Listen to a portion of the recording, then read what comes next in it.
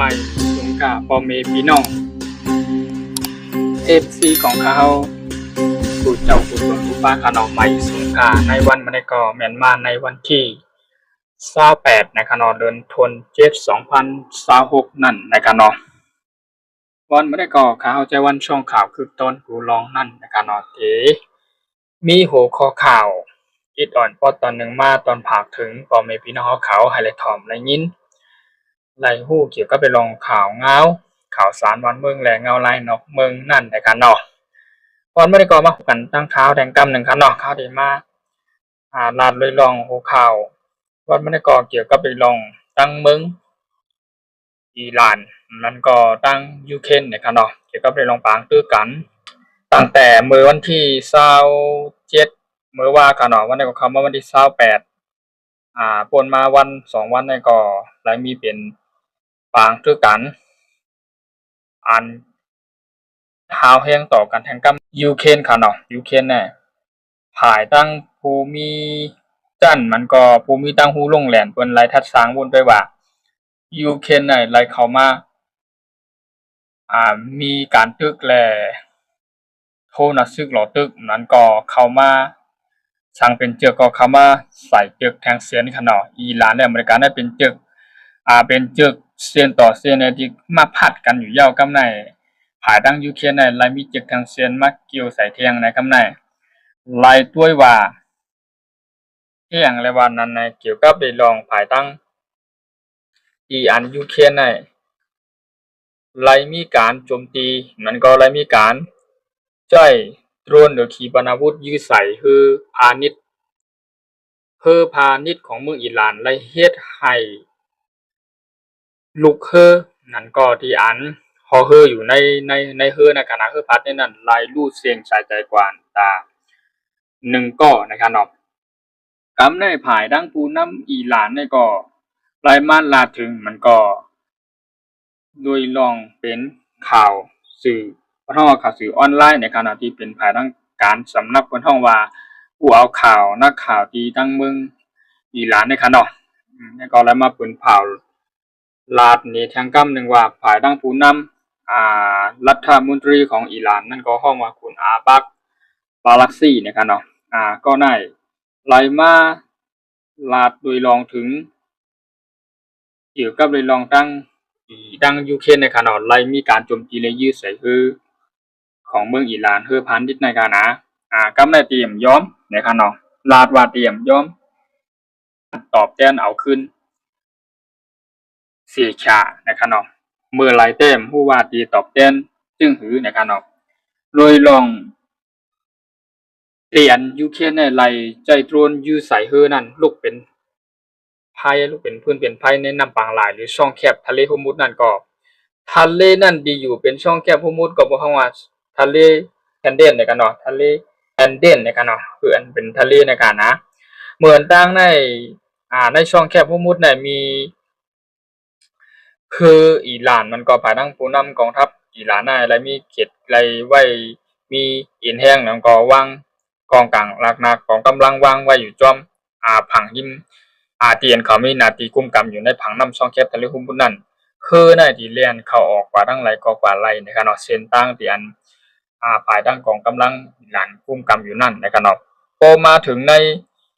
ช่วงในข่าวยามที่อันเป็นปังด้วยกันตั้งอเมริกาและอิหร่านเนี่ยอเมริกาได้มีการปิดล้อมปันเฮือเข้าออกปิดล้อมในน้ำปังหลายช่องแคบทะเลฮุมบุนในเฮ็ดให้อิหร่านเนี่ยไหลมาใจเส้นตั้งอันเก่าไล่กว่าใจเส้นตั้งถึงเส้นนึงนั่นก็ห้องว่าทะเลแคนเดนในกันเนาะนั่นก็เป็นน้ำบางไหลเป็นน้ำบางไหลช่องแคบฮอร์มุซนั่นแหละแต่ว่าไหลลินไหลใจคือเรียนกว่าเส้นตั้งนะเส้นตั้งหนึ่งกับในเฮ็ดให้เส้นตั้งในดีกว่าจำคิมผายตาคือขันตั้งยูเครน5นั่นก็มันจูกองทัพเป็นแห่งยูเครน5เนี่ยก็ไหลมีการยูเครนเนี่ยก็ไหลมีการมาป้อยโดยนั้นก็เลยมีการมาเป็นห้องว่ากดทัดสร้างเตือนนะครับเนาะแถวที่อันอยู่ในเมืองยูเครนนะครับนะเฮ็ดให้หลายหันคือ1ลำคือพาณิชย์ของเมืองอิหร่านแน่ไล่ต่างมักมือจื้นย่ำหลักหนักกองกลางนั้นก็เป็นขีปนาวุธที่ออกมาที่เมืองรัสเซียนะครับเนาะเมืองรัสเซียน่ะมี อาวุธลังนักของกลางส่งมันก็ใส่ฮื้อที่อิหร่านมาเนี่ยแต่ก็ยอมรับแต่ก็ไปยอมรับว่าเป็นคนที่ปันอาข้อให้ส่งมาเต้ๆแต่ว่าในที่เป็นกองทัพเป็นแฮนยูเครนได้ไล่มีตั้งความมั่นใจว่าใจสื่อสารแน่นอนว่าเอียนฮือลำหลายๆต่างมักมือจืนย้ำหลักนักกองกลางมันก็ขีปนาวุธที่ออกมาที่เมืองรัสเซียเนี่ยเข้ามากันในพังเข้ามากันที่หิมนำช่องแคบทะเลหุมดมันก็เสียนตั้งในห้องว่าแคนเดียนนะครับเป็นทะเลแคนเดียนอ่า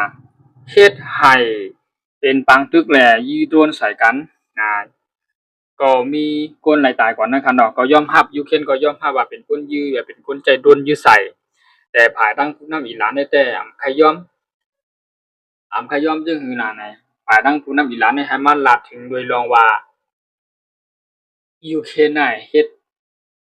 บ่แม่นบ่ถูกปักเปิงแล้วก็เฮ็ดผิดโดยรองปักเปิงเพิ่นฮ้องว่าปักเปิงของผู้เมืองนะครับเนาะเพิ่นฮ้องว่าสหประชาชาตินะครับเนาะเกี่ยวกับไปลองปักเปิงในUNในคณะกำนายภายทั้งอิหร่านเนี่ยมันได้รัดแจ้งว่ายูเครนเนี่ยอยู่จังไรเอาอยู่จังไรตืดใต้จันเอาในชาติตะวันตกนะครับในฝั่งตะวันก่อนตะวันตกนะครับเนาะที่เป็นที่มีกองกำลังเฮาว่าชาตินาโตนะครับชาตินาโตเห็นกาที่มีกองทัพในแห้งแลนาซึกอยู่ในภูมิภาคเนี่ยอาปีจันเอากันเข้ามาเพื่อจะได้มาโฮมจะได้เป็นปังตึกกันขาห้านะก็จังเป็นกว่าไรวางในคันออกภายทั้งอิหร่านได้ไรมาลาดถึงยูเครนจึงไหนโดยลองการตอบแทนขึ้นน่ะดีตอบแทนขึ้นน่ะตอบแทนสีสารแน่นอนค่ะได้ลาดว่าฮู้ว่าดีตอบแทนเป็นจึงหือนะครับเนาะฮู้ว่าดีตอบแทนเป็นจึงหือก็เปิดเลยลองตั้งยูเครนเนี่ยเมืองเนี่ยก็เอ็มโปอยู่ไกลเมืองอิหร่านแต่ว่าเมืองยูเครนเนี่ยมันที่ตอบแทนเนี่ยแต่ได้ยื้อขึ้นกว่าหน้าได้เข้ากันในเมืองยูเครนเนี่ยหมากนั้นมันจะเลยข้ามเมืองนะครับนะข้ามเมืองข้ามอ้อยลีข้ามเป็นห้องว่าข้ามอ้อยลีของชาตินาโตนะครับเนาะก็ไปลองผ่ายภูมิจันมันก็ภูลุ่งแหลนแล้วก็ในการทัดสังด้วยว่าอิหร่านเนี่ย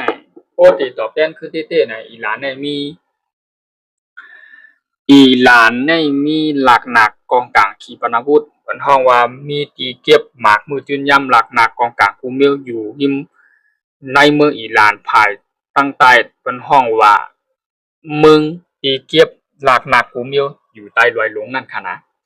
อันไปเอาออกมาใจก็มีทั้งนำทั้งหลายนะครับเนาะเพราะว่าอิหร่านเนี่ยที่เติบโตที่ยื้อเข้าว่าขึ้นแน่มีทั้งขีปนาวุธเตียนยื้อเลยไกลมีทั้งขีปนาวุธที่อันยื้อไหลหลายเหงลักปองมันหลายเหงลักไม้ทะเลขนาดลักปองมันกำในรวยลองอิหร่านในตาที่ยื้อขึ้นกว่าหน้าดีใจดีใจมากขีปนาวุธความเร็วเหนือเสียงนะครับขีปนาวุธความเร็วเสียงหมายความว่าขีปนาวุธนั้นมันไวกับเสียงนะครับนะอาวุธลังนักตัวนั้นห้องว่าขีปนาวุธเซตจิวนะครับนะ1ตัวค่ะนะแล้วก็มีขีปนาวุธกาด1นะครับเนาะมีการตัวนั้นยื้อไหลยื้อไหลหมายความว่ามันจึงว่าเฮาตั้งไว้ว่าหมากตัวนั้นที่ยื้อไหลตา2หิงลักในอัพที่เข้ากันละ2หิง3ปากลักไม้ทะเลป้องมันก็2หิง5ปากลักนะครับนะขีปนาวุธตัวนั้นยื้อไหล2ถึง3หิงลักไม้ทะเลขนาดก็โดยลองที่ยื้อขึ้นกว่าหน้ามันก็จะยังไงเพราะว่าที่ตอบแทนแดดเป็นห้องว่าที่ทำที่ยื้อโทษนะซึ่งตอดตึกขึ้นนั่นมันดูไรคามเมืองนั่นก็อันอยู่กลางอันอยู่แคนกลางมันอยู่นั่นก็มีหลายเมืองในขณะเนาะเฮาว่ายุคกรุงแตกมันก็ที่เป็นเมืองตุรกีเนี่ยหำเป็นอ้วยหลีแหละเป็นจุ่มชาตินาโตขนาดจุ่มชาตินาโตเป็นอ้วยหลีที่อยู่ในชุมชาตินาโตนั่นเพราะว่าอิหร่านเนี่ยเลยยืมหมากขีปนาวุธที่ขึ้นเอาตอบแทนขึ้นยูเครนน่ะมันตีหมากนั้นมันตีอะไรคามเมืองตุรกีเนี่ยก่อนเพราะว่าหมากนั้นมันต่อมันตีถึงเมืองยูเครนน่ะมันตีเลยขึ้นป่าดั้งเนือกลางหาวที่เมืองยูพักขึ้นกันเนือกลางหาวที่เมืองตุรกีก่อนก็ในเสียแหละ ตาที่ยื้อเขาในยูเครนในขยับนะภายมีภายผู้มีปุญพรในผู้ลงแหลนในการทัดสางบนด้วยนะว่าเพราะว่าอิหร่านที่ตบโต้แต่ตอบแต้นเอาคืนหน้าว่าที่จะขีปนาวุธอันยื้อเลย2เห็นง่ะลักอ่ะ3เห็นลักอ่ะนั่นก็เป็นขีนาวุธ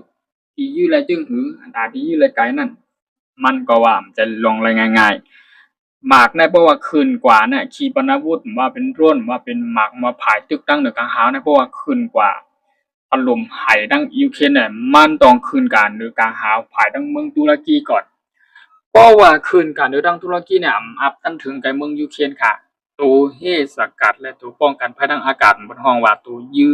ตัวเฮหมากผู้เข็มนั่นสัญญาณนั่นอาบตีคืนหลอตึกตกก้อยเป็นออนตั้งก่อนก็ในสิแลตีหาตั้งผายผู้นำรัฐมนตรีเนี่ยครับว่าเกี่ยวกับเรื่องคุณอาบักอาลาซีผู้นำของอิหร่านในคณะ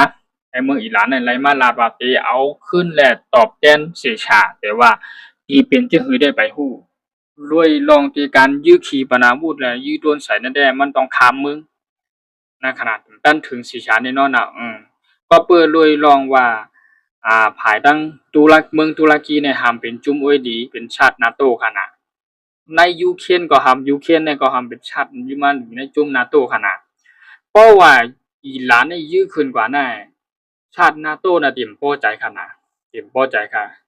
เพราะมันคามเมืองเขาขนาดมันคามเมืองเขาคามเมืองเขาเมืองตาหมากไปกับตกในเมืองยูเครนน่ะก็ในซีแลภายดัง อิหร่านน่ะได้มีการเข้ากว่าอุกโอด้วยลองตั้งเมืองราชาแห่งกำหนึ่งเรือเสนาฮัมกาภายดังราชาและดังอิหร่านเนี่ยเขาก็เป็นอุ้ยดีกันอยู่ยาวอันต่างมักมือจื้นย่ำลักนากองกลางขีปนาวุธที่ออกมาที่คือพาณิชย์ที่ต่างออกมานั่นก็แล่นเข้ามาในแม่น้ำทะเลแคดเดียนนะครับเนาะน้ำทะเลน่ะสายน่ะเส้นในอิหร่านเอาใต้เส้นตั้งคือตาดีแล่นเข้ามาป้อนเรือเสือนั่นหำกาบ่เรียนเข้ามาก็ได้หำยาเป็นปางคือกันในยูเครนและดังอีนั่งเลยปล่อยหมากโดนยูแปดนั่นค่ะเนาะก็เลยลองยูเครนก่อนบ่แม่นรัสเซีย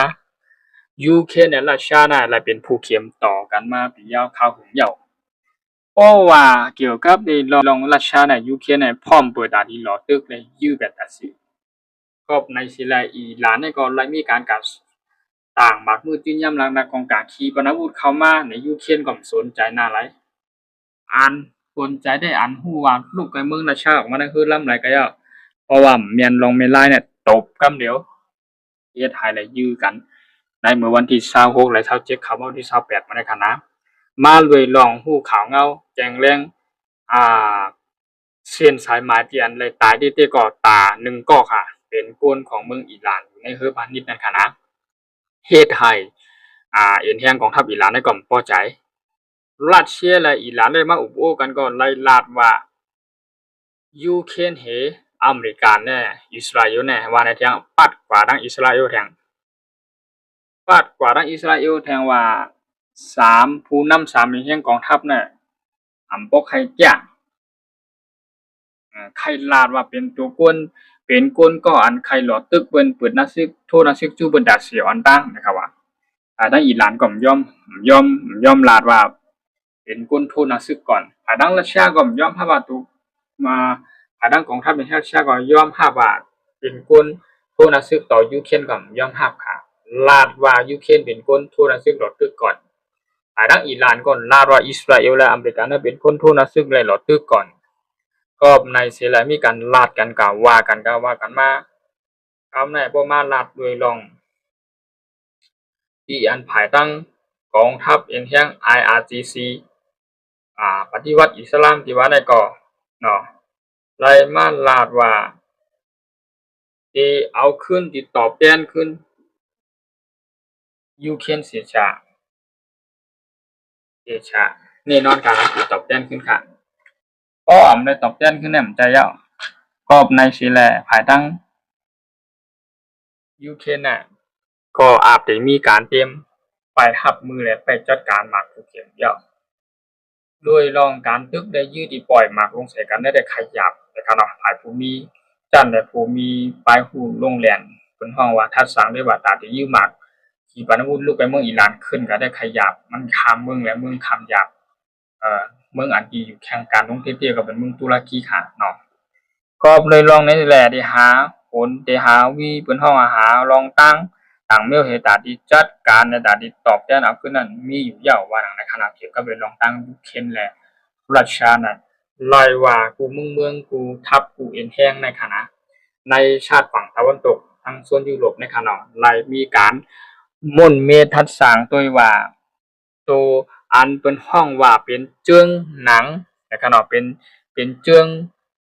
ปอดอ่อนตอนนึงเฮอันได้ขึ้นมาเป็นเจื้องใหม่ๆแล้วก่อนห้องว่าโป่งแตกมันก็ยูเครนไล่เป็นเจื้องขึ้นมาทางใหม่ๆเพื่อตาดีเฮ็ดเจื้องเนี่ยเฮาว่าหล่อตึกกันดังราชาเห็นกาหายต่อตึกกันทางอิหร่านแทงก็ในสิแลพอมานั้นโดยลองปังตึกกันดังอิหร่านเฮอเมริกันได้คณะนั้นก็รัสเซียและดังยูเครนกำไนยูเครนน่ะตบคำว่าดังอิหร่านแทงภายทั้งอเมริกันก็เลยมีการสั่งอ่าคนห้องว่าสั่งนักของกลางกูเจ้ากูเมียวภายตึกอย่างเฮียงทหารแล้วก็ให้หยุดเป็ดทางกั้มหนึ่งก่อนหยุดยื้อเป็ดก่อนอันในหยุดยื้อกันแน่เพราะมาวุ่นด้วยเงาลายทัดสังมันแต่อาปีบ่นว่าหยุดยื้อกันแน่เปิดว่าดีต่างภายอเมริกันก็ดีเตรียมหมากมือจื้นย่ำลักนักเอ็นเฮียงให้มันขึงข้ามกว่าแทงใครหลวดตึกแทงห้านั้นก็ภายในอิหร่านได้ก่อนเลยมีการเตรียมพร้อมโฮมเตรียมหมากมือจื้นย่ำลักนักกองกลางกูมีโปรตาดินหลอดตึกโทษนะซึกอยู่ขึ้นห้าในก็เลยว่ากึดกันกว่าทั้งสองฝ่ายกำหนึ่งนะบางตึกในสุกยุงและอันได้ปล่อยหมากลักนักขีปนาวุธยื้อกันอยู่ทั้งอเมริกาในอิหร่านนี่ก็กึดกว่ากำหนึ่งอันนี้ก็ไปตัวมันดีเป็นจึงเหตุกว่าทั้งนั้นนะครับจังเพื่อมีข่าวใหม่จึงเขาได้มาอัปเดตปันค่ะนะมาอัปเดตลงในต่างปันเดี๋ยว YouTube ให้พอมีพี่น้องเขาเจ้ากูตนกูป้าพอเลยถ่อมเลยยินค่ะนะวันนี้ก็ลาดด้วยล่องยูเครนและรัสเซียนั้นก็ยูเครนและอิหร่านนะครับเนาะได้ว่าเป็นผู้เขียนต่อบนห้องแข่งขันต่อกันเนาะยอมไผนะครับเนาะได้ว่าเป็นเงาลายบ่ค่อยเข้มค่ะเนาะที่อันในนำปังหลายช่องแคบแต่ในโฮมุดนั่นในการเรียนคืออันเรียนกว่าเรียนมาได้เฮ็ดให้นำมันโดดน้ำมันกาก็เลยใจแหละกาขึ้นอันโดดใจได้ใจติ๊กๆกันน้ำมันโดดน้ำมันกาได้ทำกาขึ้นก็เปิดเลยลองว่าคือไหนที่เรียนผ่านทั้งช่องแคบทะเลคุมดมันเรียนอะไรนะครับเนาะมันสิได้น้ำมันลดน้ำมันกาคืนเตรียมน้ำมันกูเจอกูเมียวค่ะนะเดี๋ยวมาการขายไปมามีเมืองไหนเมืองก็เดี๋ยวมีพรจ้าลงมาเลยครับต่อกันกูเมืองยาวก็เลยลองปังตึกแรงเงาลายเทียนเป็นสุกยุงในยื้อกันอยู่ในย่างพองไปเลยค่ะนะโดยลองหัวขาวนั่นก็มี1หัวข้อว่าหนังไหนค่ะเนาะยินชมขอบใจยามที่เข้ามาบันแห้งขาวในช่องครับคือตอนกูร้องนั่นนะครับเนาะอย่าลืมเข้ากากดไลค์กดแชร์กดติดตามกดเห็นอันนะครับเนาะหนังให้บ่แต่ละติดตามข่าวสารบ้านเมืองใหม่ๆนั่นข่าวใจวันช่วงข่าวคือตอนกูร้อง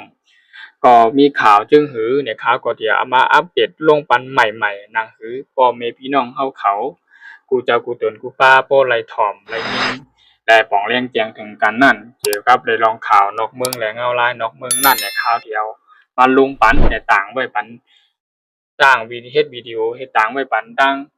หรือของ YouTube ของเขาช่องข่าวคือต้นกูลองนั่นนะครับเนาะเขามาบันแจ้งข่าวเรียนนำกันนะขอบคุณคนขายยินจมปอเมพี่น้อง FC ของเขาในเมืองใต้หมดพื้นนะครับเนาะ